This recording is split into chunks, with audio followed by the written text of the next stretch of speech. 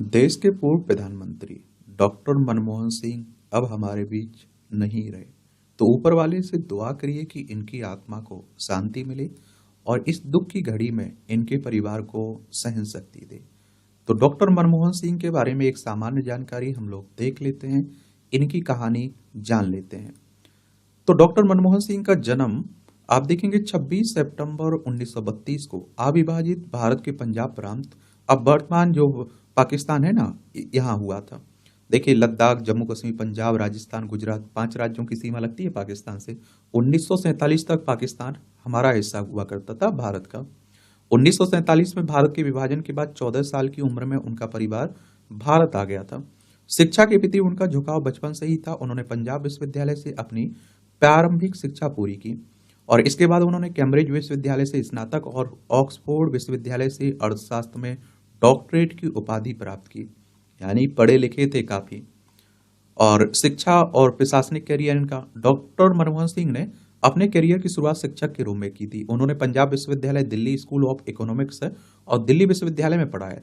शिक्षण के बाद उन्होंने प्रशासनिक सेवा में कदम रखा। 1972 से 1976 तक वे भारत सरकार के मुख्य आर्थिक सलाहकार भी रहे।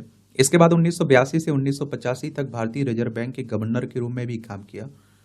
रिजर्व बैंक की बात हो रही है, केंद्रीय बैंक है ना, राष्ट्रीय बैंक है, आरबीआई। इसकी स्थापना 1 अप्रैल 1935 में हुई थी। मुंबई, महाराष्ट्र में इसका हेडक्वार्टर देखने को मिल जाएगा। 1985 से 1987 तक वो योजना आयोग के उपाध्यक्ष के रूप में भी काम किया इन्होंने। और देखिए, अध्यक्ष और योजना आयोग की बात करें तो आप देखेंगे 19 देखिए अभी 2015 में नीति आयोग योजना आयोग को प्रतिस्थापित करके ही तो आ गया है ना। भारतीय अर्थव्यवस्था के आर्किटेक्ट माना जाता है इन्हें। 1991 में जब भारत गंभीर आर्थिक संकट से गुजर रहा था, तब डॉक्टर मनमोहन सिंह ने तत्कालीन प्रधानमंत्री पीवी नरसिम्हा राव की सरकार में वित्त मंत्री के पद संभाला।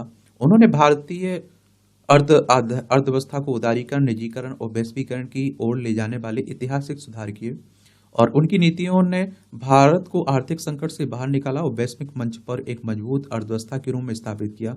उनकी उत्कृष्ट सेवाओं के लिए 1993-1994 में finance minister of the year का खिताब भी उन्हें मिला।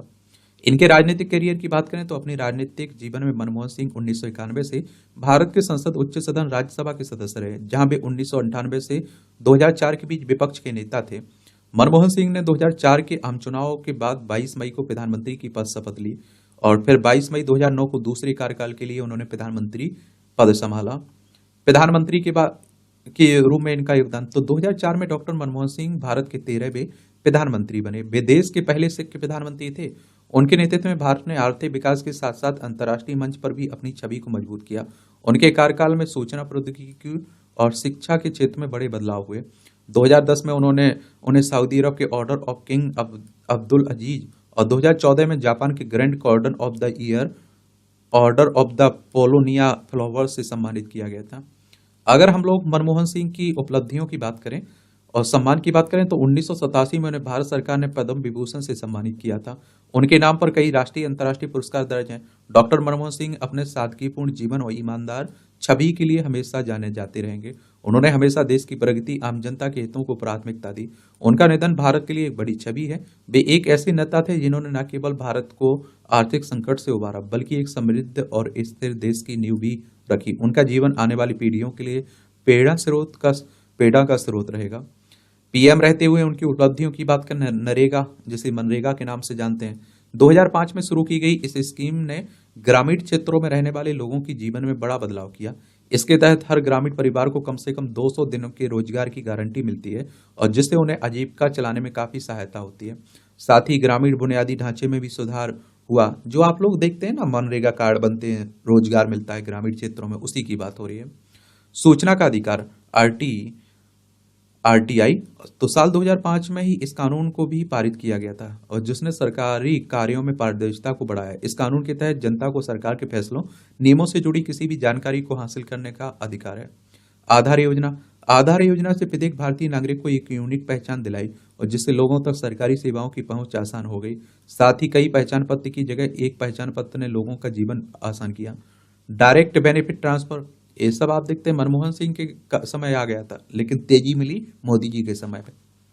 मनमोहन सिंह के कार्यकाल में ही लोगों के खाते में सीधे पैसे ट्रांसफर करने की प्रणाली शुरू की गई थी और इससे भ्रष्टाचार को कम करने में काफी हद तक मदद मिली और लोगों तक सरकारी सहायता सीधे पहुंची। भारत अमेरिका परमाणु समझौता, इस समझौते के बाद भारत को नागरिक परमाणु तकनीक तक पहुंच मिली और अंतर्राष्ट्रीय स्तर पर भारत की स्थिति को भी मजबूती मिली। इसे डॉक्टर मनमोहन सिंह के कार्यकाल की सबसे बड़ी महत्वपूर्ण उपलब्धि के तौर पर देखा जाता है।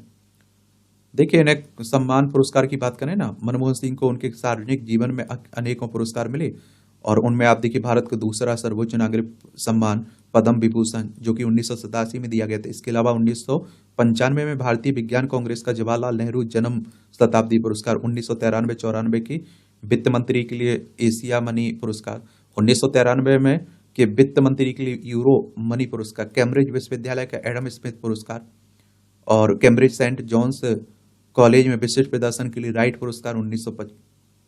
और इसके अलावा मनमोहन सिंह कैम्ब्रिज और ऑक्सफोर्ड विश्वविद्यालयों सहित कई विश्वविद्यालयों से मानद उपाधियां भी प्राप्त कर चुके।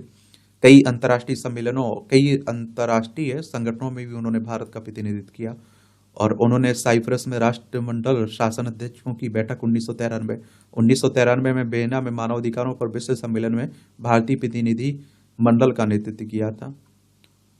तो इस तरह से आप देख रहे हैं कि ये कहानी है किसकी, मनमोहन सिंह की। इनके परिवार के बारे में भी याद रखिएगा थोड़ा आप लोग, किसके, मनमोहन सिंह के।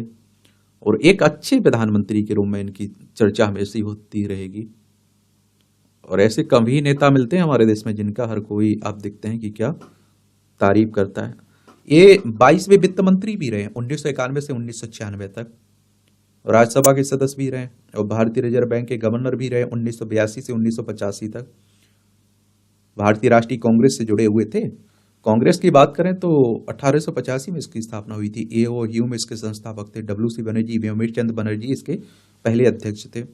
इनकी जीवन साथी की बात करें तो गुरु शरण कौर इनकी जीवन साथी। बच्चों में देखें उपिंदर सिंह, दमन सिंह शामिल हैं, 3 बच्चे हैं।